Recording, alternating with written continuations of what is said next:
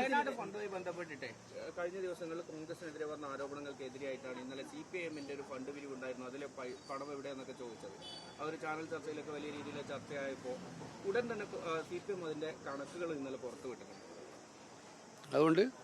അതുകൊണ്ടല്ല കോൺഗ്രസിന്റെ കാര്യത്തിൽ എന്താണ് അങ്ങനെ? കോൺഗ്രസിന്റെ കാര്യത്തിൽ കണക്ക് കൃത്യമായിട്ടുണ്ട്. അതിന് നിങ്ങൾ ഈ കാര്യത്തിലൊക്കെ പറയുന്നത് മനസ്സിലാക്കേണ്ടത് കോൺഗ്രസിന്റെ കാര്യത്തിലുള്ള കണക്ക് കൃത്യമായിട്ടുണ്ട്. അത് വയനാട്ടിലെ ജനങ്ങളുടെ മുമ്പിലും കേരളത്തിലെ ജനങ്ങളുടെ മുമ്പിലും വെക്കുന്ന ഒരു ബുദ്ധിമുട്ടും കോൺഗ്രസിനില്ല. ഈ കാര്യത്തിൽ ഇത് നിങ്ങൾ പറയുമ്പം പയ്യന്നൂരിലെ കുഞ്ഞികൃഷ്ണൻ പറഞ്ഞ രക്തസാക്ഷി ഫണ്ട് വെട്ടിയ ആളുകളാണ് ഈ വാദം പറയുന്നത്. രക്തസാക്ഷികളുടെ ഫണ്ട് വെട്ടിയവരുടെയാണ് ഈ കാര്യം പറയുന്നത്. ഓരോരാൾ ചോദിക്കുന്നതാണോ നല്ലത്, അല്ല 5 പേര് ഒന്നിച്ച് ചോദിക്കുന്നത്? ഞാൻ എന്തായാലും ഇന്നിപ്പം കൊല്ലത്ത് ചോദ്യം ചോദിച്ച പ്രവർത്തകനെ കൊല്ലത്ത് ചോദ്യം ചോദിച്ച ഒരു മാധ്യമപ്രവർത്തകനുണ്ടായിരുന്നു. അറിയാമെന്നറിയില്ല. ആ മാധ്യമപ്രവർത്തകൻ്റെ അനുഭവം എന്താണെന്ന് നിങ്ങൾക്ക് അറിയോ? നിങ്ങളിപ്പോൾ എന്നോട് ചോദ്യം ചോദിക്കുമ്പോൾ 5 പേര് ഒന്നിച്ച് ചോദിച്ചാൽ ഒരു കുഴപ്പമില്ല, ഞാൻ കൂളായിട്ട് ഉത്തരം പറയും. 5 പേരും ചോദിച്ചു, ഏതെങ്കിലും ചോദിച്ചോ, മനസ്സിലായില്ലേ? പക്ഷെ കൊല്ലത്തൊരു മാധ്യമപ്രവർത്തകൻ ചോദ്യം ചോദിച്ചിരുന്നു. അവന്റെ അവസ്ഥ എന്താണെന്ന് നിങ്ങൾക്ക് അറിയോ?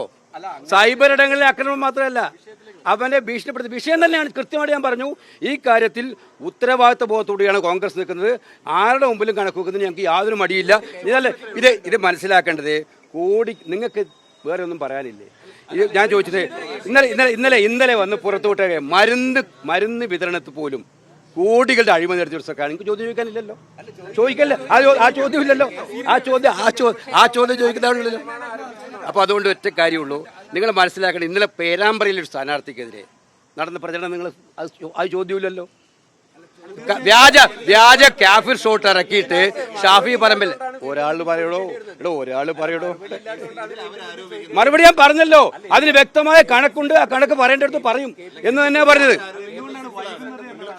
വൈകുന്നതിന് ഒരു വൈകലുമില്ല, കൃത്യമായ കണക്കുണ്ടാവും. ഇനി നിങ്ങളെല്ലാം ബോധ്യപ്പെടുത്തണമെങ്കിൽ അത് ബോധ്യപ്പെടുത്തുകയും ചെയ്യും. ഇതാണ് അവർക്ക് സെൽഫ് ഡിഫൻസിലായ ഒരു പാർട്ടി ഉന്നയിക്കുന്ന ആരോപണത്തെക്കുറിച്ച് നിങ്ങൾ ഈ പറഞ്ഞതിൽ എന്താ അർത്ഥമുള്ളത്? നിങ്ങൾ മനസ്സിലാക്കേണ്ടത്, ജനങ്ങളുടെ മുമ്പിൽ പ്രതിക്കൂട്ടിലായി സെൽഫ് ഡിഫൻസിലായ ഒരു പാർട്ടി ഇതുപോലെ ഞാൻ ചോദിച്ച ചോദ്യങ്ങൾക്ക് മറുപടി പറയണം. ഞാൻ നിങ്ങളോട് പറഞ്ഞ കാര്യങ്ങൾ നിങ്ങൾ അതിൻ്റെ വിഷയം മാറ്റല്ല. പേരാമ്പ്രയിൽ നടന്ന സംഭവം കേരളം സത്യത്തിൽ നാണിപ്പിക്കുന്ന സംഭവമല്ലേ? ഒരു പെൺകുട്ടി സ്ഥാനാർത്ഥിക്കെതിരെ എന്ത് മോശമായിട്ടുള്ള മലീമസമായ ആരാ ചെയ്യുന്നത്? CPM. അത് വർഗീയ പാർട്ടികളും കൂടിയല്ല. CPM പോലുള്ള പാർട്ടി വർഗീയ പാർട്ടികൾ പോലും നാണിക്കുന്ന രീതിയിലുള്ള വർഗീയ പ്രചരണം അഴിച്ചുവിട്ടിട്ടും നിങ്ങൾക്കത് വിഷയമല്ല. നിങ്ങൾക്ക് ഇന്നലെ കേരളത്തിൽ പുറത്തു വന്നിരിക്കുന്ന മരുന്ന് കച്ചവടത്തിലെ ഏറ്റവും വലിയ കൊള്ള, അത് നിങ്ങൾക്ക് വിഷയമല്ല. സർക്കാർ മറുപടി പറയട്ടെ. ഞങ്ങളുടെ പാർട്ടി മറുപടി പറയണ്ടേ? ഞങ്ങളുടെ പാർട്ടി മറുപടി പറയും. പക്ഷേ സർക്കാർ ജനങ്ങളുടെ പൈസ പിരിച്ചിട്ടില്ല, സർക്കാർ നടത്തുന്ന കൊള്ള, ആ കൊള്ളയെക്കുറിച്ച് പറയുമ്പോൾ നിങ്ങൾ ഈ വിഷയം ഇത് CPM-ന് വേണ്ടി ചോദ്യമാണ്. അതുകൊണ്ട് കൃത്യമായിട്ട് മനസ്സിലാക്കുക. ഈ കാര്യത്തിൽ വ്യക്തതയോടെ പറയാൻ ആഗ്രഹിക്കുന്നു.